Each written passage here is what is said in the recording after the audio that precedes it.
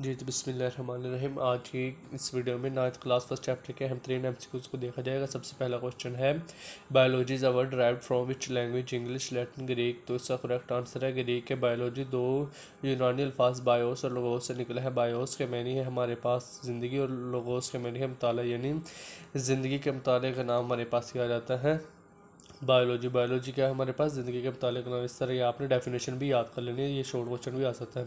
Second question है study of plants is called. अब जो भी चीज़ें हैं जिंदा जानदार, उनमें से 3 मेजर हैं, या तो वो प्लांट हो, या वो जानवर हो, या फिर वो कोई माइक्रो ऑर्गेनिज्म है।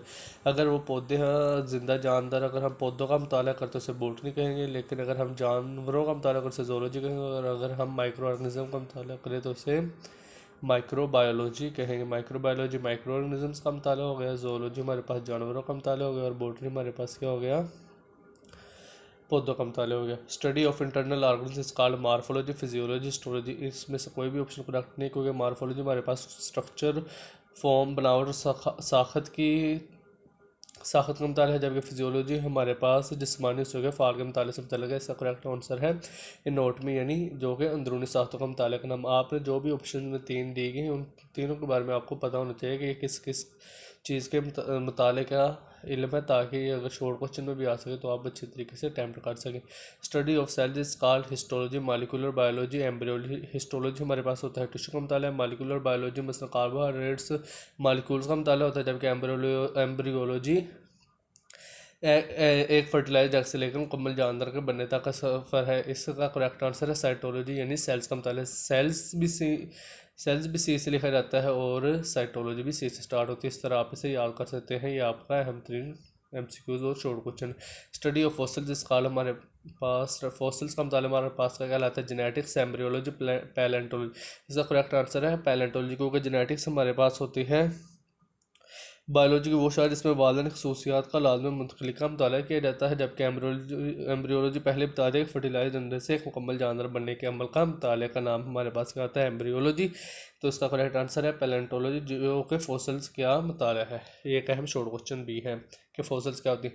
Study of environment is called pathology, immunology, marine biology, ecology. इसका करेक्ट आंसर है इकोलॉजी, क्योंकि मरीन बायोलॉजी वो शायद इसमें समुद्र के पानी में ज़िंदगी का मुताला किया जाता है, जबकि हमारे पास पैथोलॉजी बीमारियों, उनके स्वभाव और असरात का मुताला है। इसके बाद हमारे पास नेक्स्ट क्वेश्चन आ जाता है। इस तरह आपने इनको एमसीक्यूज के लिहाज से देखना है और शॉर्ट क्वेश्चन के लिहाज से देखना है, ताकि अच्छी तैयारी हो सके। ठीक है, इसके बाद हमारे पास नेक्स्ट क्वेश्चन आ जाता है the oldest fossil of cyanobacteria which is how many years old. ये जो सबसे पुराना फॉसिल हमारे पास साइनोबैक्टीरियम का, वो कितने साल पुराना, 3.5 trillion year, 30 trillion years, 3.5 billion years. इसका करेक्ट आंसर है 3.5 बिलियन ईयर्स। इसमें जो सेकंड ऑप्शन 30 ट्रिलियन है, ये भी अहम है, क्योंकि ये हमारे पास सेल्स की तादाद है। इंसानी जिस्म में 30 ट्रिलियन से ज़्यादा सेल्स मौजूद है। ये भी आपने याद रख लेना, ये भी एमसीक्यू आ सकता है कि इंसानी जिस्म में कितने सेल्स मौजूद हैं। इसके बाद नेक्स्ट क्वेश्चन है study of photosynthesis and respiration are example of biophysics, computational biology या बायोकेमिस्ट्री। हमारे पास बायोलॉजी का दूसरे अलूम से ताल्लुक, उसमें से एमसीक्यू आ गया। ये हमारे पास बायोकेमिस्ट्री कहलाती है। बायोफिजिक्स में तो हम बायोफिजिक्स में मसल, हड्डी और जोड़ के फाल को समझते हैं, जबकि कंप्यूटेशनल बायोलॉजी में साइंसदान ज़िंदगी के निज़ामों और ताल्लुकात को समझने के लिए रियाजियाती डायग्राम्स बनाते हैं। ठीक है, अलगुआ का इस्तेमाल है हमारे पास कंप्यूटेशनल बायोलॉजी। उसके बाद नेक्स्ट क्वेश्चन है the use of bacteria to form insulin is an example of biogeography, biostatistics, biotechnologies का कि बैक्टीरिया से जो हम इंसुलिन बनाते हैं किसकी मिसाल है, बायोटेक्नोलॉजी की मिसाल है। बायोटेक्नोलॉजी में हम छोटे जानदारों को इस्तेमाल करते हैं ताकि वो इंसान के लिए बेहतर प्रोडक्ट बना सके और उनके लिए फ़ायदेमंद हो सके, जबकि हमारे पास बायोजियोग्राफी है, जानदारों की तकसीम का मतलब है बायोजियोग्राफी कहलाता है। इस तरह आपने जो भी है उसके शॉर्ट क्वेश्चन के तौर पर भी उसे याद रखना है। नेक्स्ट क्वेश्चन है ह्यूमन जीनोम प्रोजेक्ट कंप्लीटेड। जो ह्यूमन जीनोम प्रोजेक्ट हमारे पास है वो कब कंप्लीट हुआ है। इसका करेक्ट आंसर हमारे पास है 2003। ये साइंस बतौर एक मुश्तरका शोबा, science as a collaborative field, उसमें से एमसीक्यू आपने इसे देख लेना। Human genome project, climate change research and medical research. इसमें से आपसे शॉर्ट क्वेश्चन पूछे जा सकते हैं, जबकि जो एमसीक्यूज पूछा जाना था कि ह्यूमन जीनोम प्रोजेक्ट कब तकमील हुआ, ये हमने देख लिया कि वो 2003 में मुकम्मल हुआ। ठीक हो गया। इसके बाद नेक्स्ट क्वेश्चन है the colour of a flower is an example. हमारे पास मुशाहदात की 2 किस्म होती हैं, या वो क्वालिटेटिव यानी मकदारी यानी म्यारी मुशाहदात या क्वांटिटेटिव या यानी मकदारी मुशाहदात हो सकते हैं। जब नंबर्स का जिक्र ना किया गया हो तो वो क्वालिटेटिव यानी म्यारी मुशाहदात होते हैं, इसलिए ये म्यारी मुशाहदात यानी क्वालिटेटिव मुशाहदात की एग्जांपल है। साइंटिफिक मेथड के आपने तरीक़ भी याद कर लेने और उसके जो 6 पॉइंट्स हैं उनको भी आपने याद कर लेना है तरतीब सर, वो भी एमसीक्यू में पूछे जा सकते हैं। इसके बाद नेक्स्ट क्वेश्चन है which words are commonly use in deduction, कि जब हम कोई डिडक्शन बनाते हैं तो उसमें हम कौन कौन से लफ्ज़ ज़्यादातर यूज़ करते हैं। If and who, if and why, if and then. तो इसका करेक्ट आंसर हमारे पास आ जाता है इफ़ एंड देन, अगर और तब के अल्फाज हम डिडक्शन में आमतौर पर ज़्यादा इस्तेमाल करते हैं। इस टॉपिक में से आपको हाइपोथेसिस की खसूसियात, ये शॉर्ट क्वेश्चन अहम है, वो भी आप लोगों ने याद कर लेना है और 6 जो मराहिल है उनको तरतीब के साथ याद कर लेना है, ठीक है। म्यारी और मकदारी में फ़र्क भी याद कर लेना है। इसके बाद नेक्स्ट क्वेश्चन है the group to which carbon dioxide is not given is control group, WhatsApp group, experimental group. तो इसका करेक्ट आंसर हमारे पास आएगा एक्सपेरिमेंटल ग्रुप। हमारे पास 2 तरह के ग्रुप होते हैं, तजर्बाती ग्रुप यानी एक्सपेरिमेंटल ग्रुप और control group.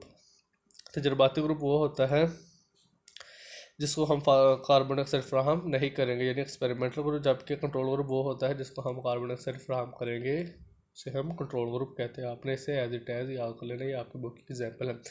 The example of biological law, biological law सिर्फ दो किस्में हैं, मेंडल्स लॉ और हार्डे-वेबर्ग लॉ। तो ये दोनों बायोलॉजिकल लॉ की एग्जाम्पल। इसमें से आपको अहम तरीन शॉर्ट क्वेश्चन जो मिलेगा वो है थ्योरी और प्रिंसिपल में फ़र्क, नज़रिया और उसूल या कानून में फ़र्क। ये आपने एमसीक्यू याद कर शॉर्ट क्वेश्चन याद कर लेना, ये अहम शॉर्ट क्वेश्चन है, ठीक है।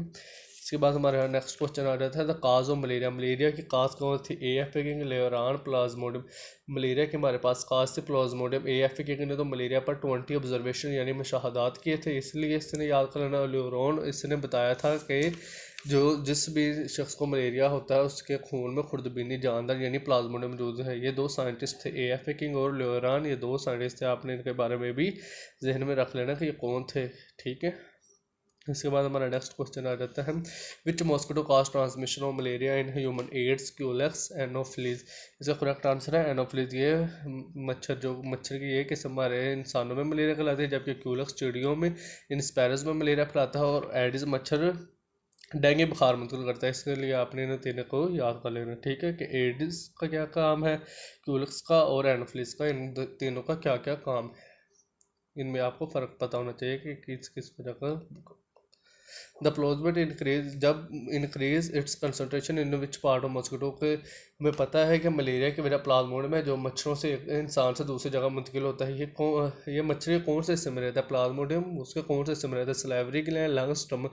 ये उसके स्टमक यानी मैदे में रहता है, फिर ये जब वहाँ मैदे में बहुत ज़्यादा हो जाता है फिर मैदे से ये सलाइवरी ग्लैंड में आ जाता है। इसलिए आपने एज इट एज याद कर लेना है, ठीक है। इसके बाद हमारा नेक्स्ट क्वेश्चन हमारे पास आ जाता है about malaria and scientific method. अब हम कुछ बातें मलेरिया के बारे में भी पढ़ेंगे और scientific method and occupation. Malaria के बारे में आपने ये बात याद रख लेनी है कि ये इंसानियत की तारीख में मलेरिया से किसी भी बीमारी से ज़्यादा अफराद हलाक नहीं हुए। सबसे ज़्यादा जो हमारे इंसान मरे हैं वो मलेरिया की वजह से मरे हैं। 17वीं सदी से 20वीं सदी तक इसका सिर्फ वाहिद इलाज यानी मलेरिया का वाहिद इलाज क्या था, क्विनीन। आज तो नए नए इलाज हो गए, लेकिन तब इलाज क्या था, क्विनीन था, ठीक है। इसके बाद हमारा एक और आपने बायोलॉजी के जो शोबे हैं उनके बारे में भी पढ़ लेना है, और ये जो बायोलॉजी का दूसरी साइंस इल्म से ताल्लुक़ वो भी पढ़ लेना है। वीडियो अच्छी लगी हो तो लाइक एंड सब्सक्राइब कर दे। Thank you very much.